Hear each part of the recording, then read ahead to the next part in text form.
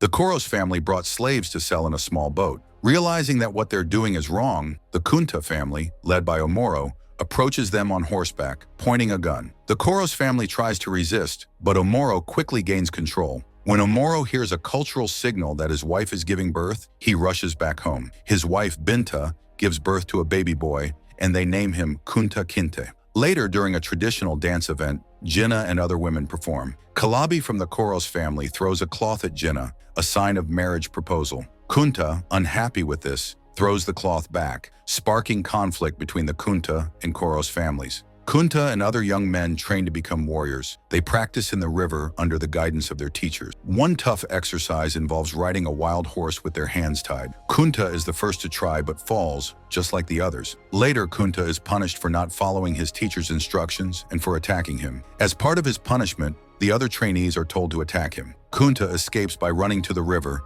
where he hides underwater. While hiding, he sees a slave who died tied up inside a boat. He also sees the Koros family arriving nearby but manages to stay hidden. In the end, the trainee warriors celebrate their progress with their family. Soon after, Kunta tells his father that he wants to study in Timbuktu, but Omoro refuses, saying it is too far and that Kunta must stay to support his family like their ancestors did. He also tells Kunta to forget about Jinnah. This makes Kunta angry, and he rides his horse into the forest. Kunta meets Jinnah to share his feelings. He tells her he rejected his family's plan to marry another woman. Jinnah reminds him that he still plans to go far away for school. Kunta then says he won't go and tells her to choose the right family. At that moment, members of the Koros family arrive and attack. Jinnah and Kunta try to run. Jinnah is caught first. Kunta tries to escape on horseback, but he is also captured when his horse is shot and falls. They are both taken to be sold to white men. Silla, another villager, tries to escape but is shot in the hand and caught. The captured slaves are then branded with hot iron to mark them as property. Later, all the slaves are chained by their hands and feet.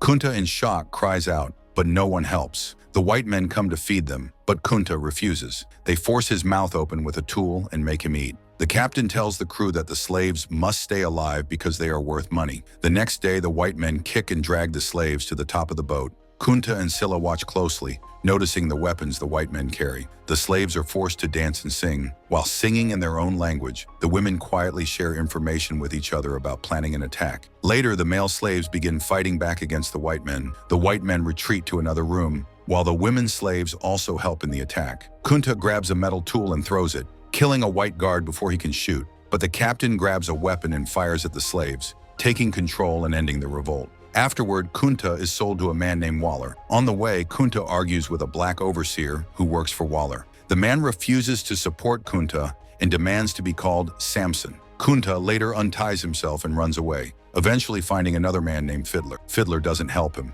and soon Samson catches Kunta. Their boss, Connolly, arrives and blames Samson for the escape. He kicks Samson and sends him to Georgia. Elizabeth Waller gives Kunta a new name, Toby, and reminds Fiddler about the Albrights' party before asking William to treat Fiddler's injured hand. Later, Kunta asks Fiddler to untie him, but Fiddler refuses, saying escape is impossible. He urges Kunta to accept the name Toby to survive, but Kunta refuses. 4 months later, Kunta fights another slave and hides. Connolly finds him and calls him Toby, but Kunta insists his name is Kunta. Connolly kicks him, but Fiddler intervenes. Kunta quietly picks up a piece of metal from the ground. That night, Kunta sings a Mandinka song, touching Fiddler's memory. Fiddler promises to wait until Kunta is ready to share more. The next day, Elizabeth orders Kunta to clean her horse, but he refuses because she calls him Toby. Waller slaps him and blames Fiddler. Fiddler promises Kunta will obey. Later, Fiddler performs a Mandinka ritual and shows Kunta an escape route. He advises that Christmas is the best time to flee when there are fewer patrollers. During the Christmas celebration,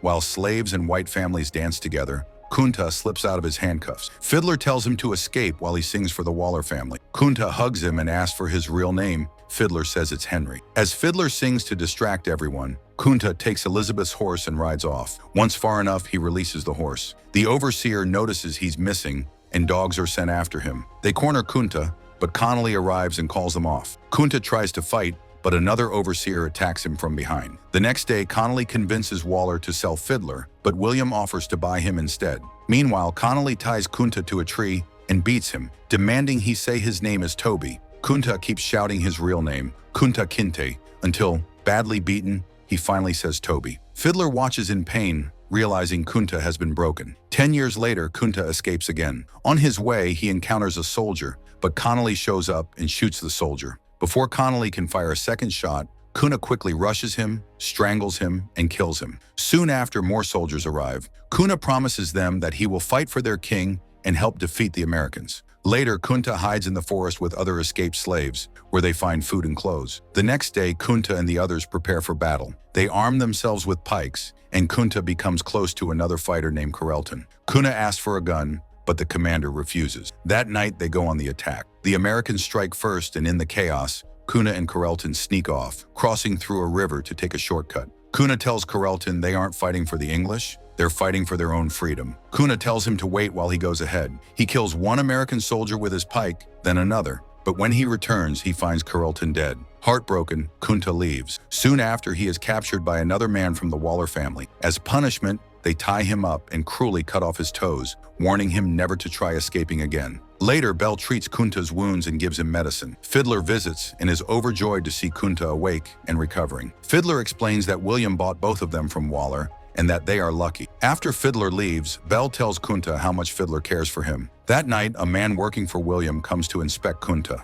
He suspects Kunta may have killed Connolly and touches his injured foot, causing Kunta to scream in pain. Bell steps in, saying she is in charge of his care, and the man leaves. The next morning, Bell brings boots for Kunta, but when she tries to help him put them on, he pushes her away with his foot. Upset, Bell walks away, telling him she won't tolerate disrespect. She reminds him that Fiddler said Kunta was a strong warrior, but now he's acting like anything but. Then she leaves. Frustrated, Fiddler drags Kunta outside and pushes him toward the horse field. He tells Kunta he can stay there, figure things out on his own, and that he should ask Bell for forgiveness. Kunta, determined to prove himself, begins working hard despite his injured leg. Later, when a frightened horse causes chaos on the field, Kunta steps in and calms it down. The overseer insults him, but William defends Kunta. Bell tells William that Kunta has a gift for handling horses. William agrees and gives Kunta the job. That night, the overseer shows Kunta the body of a slave he killed as a warning. Before things escalate, Bell arrives and tells Kunta that William wants him to be a driver. The overseer backs off, and Bell saves him once again. Soon after, a female slave dies giving birth prematurely. William saves the baby and scolds the overseer for ignoring his order not to work pregnant women. He names the baby Noah. Later, Kunta visits Bell while Fiddler plays music. Kunta proposes, and though Bell hesitates, she accepts. They marry in front of the other slaves. Before they can celebrate, Kunta is called away by one of Waller's slaves. Around the same time, Elizabeth gives birth. Eventually, Bell has a daughter, and Kunta names her Kizzy. One night, Kunta and Fiddler are attacked by white men. Fiddler defends Kunta but is stabbed and killed. Kunta finds his body, heartbroken. He tells Bell they should leave, but she convinces him it's too dangerous, so they stay. 6 years later, Kizzy has grown and becomes friends with Missy, Elizabeth's daughter. One day, Missy secretly offers to teach Kizzy to read. Though hesitant, Kizzy agrees to keep it secret. While they're together, Waller, Kunta's former master, interrupts but doesn't notice. He insults Kizzy and warns Kunta to watch over her. 9 years later, on Kizzy's birthday,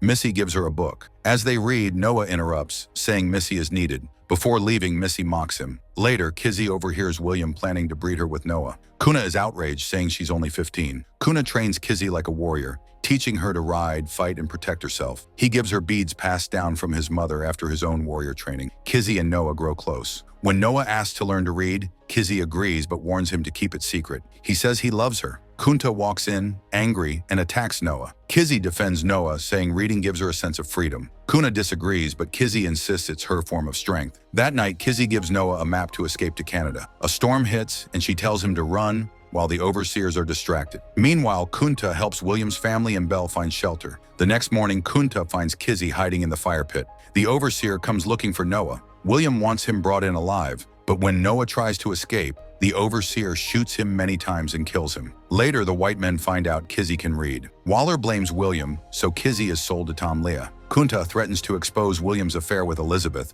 but William says no one will believe a slave. Kizzy is taken from her family. Soon after, Tom Lee assaults Kizzy, and she gives birth to a baby boy. Tom names him George. 10 years later, Tom wakes George and orders him to help Mingo, speaking to him with disrespect and threatening to sell him to the Cherokee. Kizzy is heartbroken by how Tom treats her son. When George asks about his father, Tom lies and mocks his skin color. Later, Tom's rooster wins a fight, and Mingo tells George to pee on the bird to heal it. George hesitates but does it. Kizzy helps Tom's wife, Patricia, learn to read. When Tom enters, He rudely tells Kizzy to bring him a drink. Kizzy gets upset seeing George injured. George says he wants to work with the Gamecocks, but Kizzy disapproves. Patricia suggests giving him a year to try, but Tom shuts her down, saying she knows nothing about raising kids. He sends George back to Mingo. George returns home dirty, showing Kizzy the money Tom gave him. Kizzy warns him not to trust Tom and reminds him they're still slaves. She tells him no one will ever love him like she does and tells him to eat. 12 years later,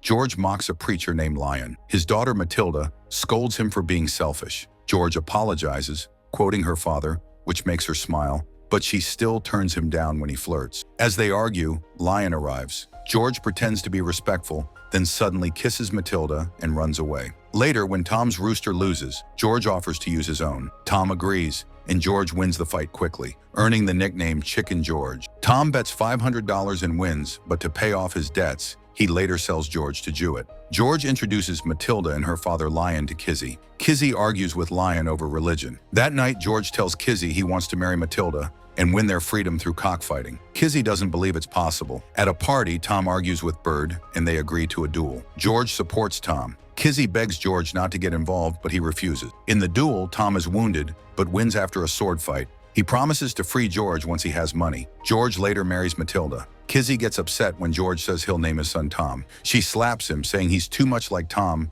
and not like his real father. Later, a man named M offers to buy Kizzy for $2,000. That night, Tom accuses Kizzy of wanting to leave. She pulls a knife and says she'll never go, but will kill him if he ever sells her grandchildren. George watches from a distance, heartbroken. The next day, Kizzy refuses M's money, tells him to live a better life, kisses him goodbye, and sadly watches him leave. 3 years later, white people panic after hearing that a black man named Nat and other slaves are killing white families, including women and children. In the chaos, angry men kick Mingo and throw away his rooster. Tom steps in and calms things down. On the road, some white men stop Tom and George. Tom, afraid the slave rebellion is nearby, points a gun at George and forces him to chain himself. When they return home, they find Tom's house burned down. Lion tells George he can't find Matilda or Kizzy, then cuts George's chains. That night, George reunites with Kizzy, who takes him to Matilda and the others. Matilda cries when she sees him. George is heartbroken to learn Mingo is dead. Furious, he wants to kill Tom after realizing Tom is his father. But Kizzy stops him, reminding him that his own family needs him and that Tom's life is already wasted. George calms down and later finds the coin Mingo left for him. Later, Kizzy and Matilda convince George to name his newborn son Tom,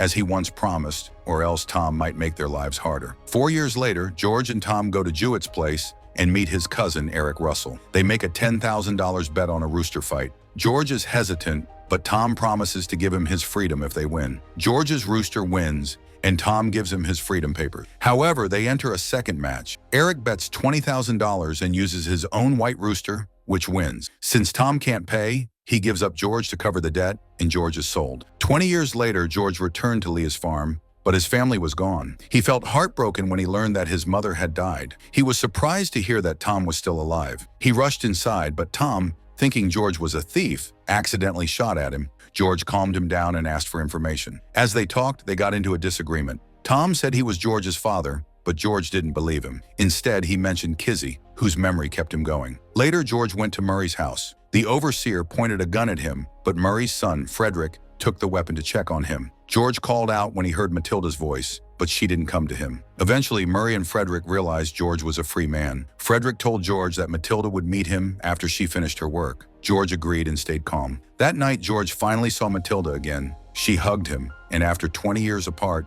they spent the night together. George told her she was even more beautiful than before. The next morning, George met his children, but Tom wasn't there. They told him Tom was away working to earn money to free them. George explained that money couldn't buy true freedom. When he asked about the other children, Matilda told him that Louis and Mary had been sold. George then promised to keep the family together from now on. Meanwhile, Tom returns from his work. When his brother tells him that George came to visit, Tom says he doesn't have time for stories. George feels hurt but doesn't say anything negative. While soldiers are training nearby, one of them accidentally injures himself with his own weapon. George tries to talk to Tom again, but Tom is cold and refuses to listen. He even insults George's father. Later, Matilda tells George that he must leave town. George says he won't leave without her, but Matilda warns him that Frederick will either kill him or sell him. After hesitating, George agrees to leave. He promises to come back for her and the family, then kisses her goodbye. Before leaving, he offers Tom his gun, but Tom refuses. George leaves anyway. Elsewhere, Frederick's wife Nancy talks to Tom. She secretly reveals that she is a spy for the Pinkertons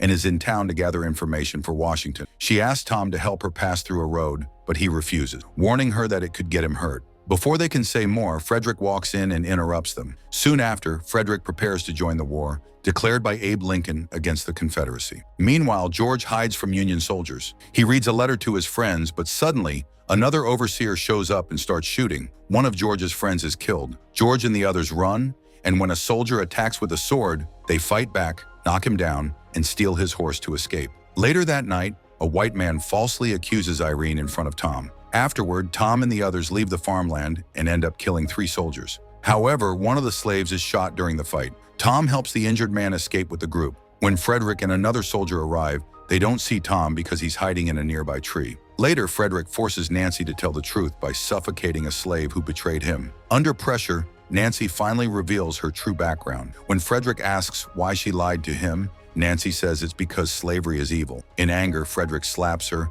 and demands to know if anyone is helping her. She insists that no one is. Frederick then orders his men to suffocate the slaves. Unable to bear watching it, Nancy grabs a gun and shoots one of the slaves to end their suffering. Enraged, Frederick orders his soldiers to execute her. They hang her by the neck until she dies. Eventually, the war between the Union and Confederate soldiers comes to an end. The Union Army gains the upper hand, and the Confederate soldiers surrender early. But even though the Confederates are unarmed and have given up, the Union soldiers still open fire on them. George manages to escape with his friend. A year later, when black people learn they are finally free and no longer slaves, they embrace one another with joy. Matilda feels sorrow as she remembers the family members she lost, but she's still grateful for the victory. Later, one of George's friends visits the Murray farm and reunites with his family, sharing stories about the war. 2 weeks later, Tom brings George back home. When Matilda sees him, she runs to him and hugs him tightly. The entire family is finally together again. Later, Tom tells Murray that it's time for them to leave. Murray wishes them well,